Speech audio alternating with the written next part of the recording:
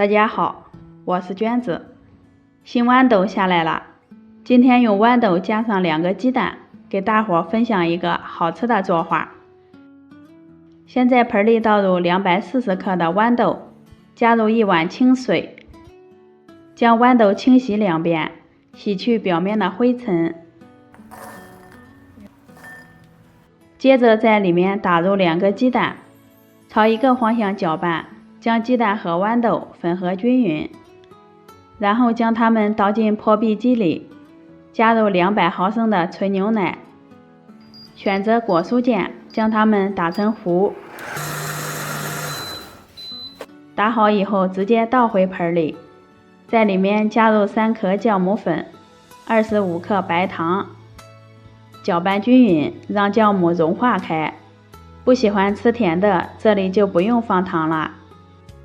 然后分次加入350克的面粉，分次加入面粉能更好的把握面团的软硬程度，搅拌到像这样比较粘稠的面糊，没有面疙瘩就行了。盖上盖子，醒化到2倍大。准备一把红枣，红枣已经提前浸泡洗净了，把枣肉剪下来，再剪成红枣丁，放在一边备用。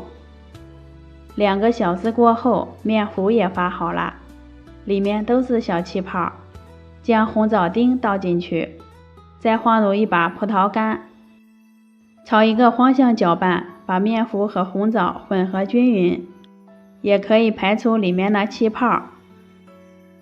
电饼铛开小火预热，在里面刷一层薄油，把火关了，倒入搅好的面糊，用铲子沾一些清水，这样就不容易沾到面糊了。摊开摊平整，盖上一个锅盖，2次醒化15分钟。面糊明显变大，有小气泡就是醒化好了。撒上一些黑芝麻，这样吃着更香。选择中火，先烙上3分钟。闻到香味时，托起来翻个面儿，再接着烙上3分钟。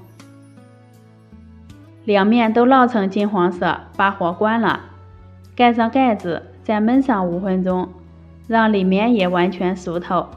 新手的话可以用铲子按一按，立马回弹就可以出锅了。再根据自己的喜好切成小块。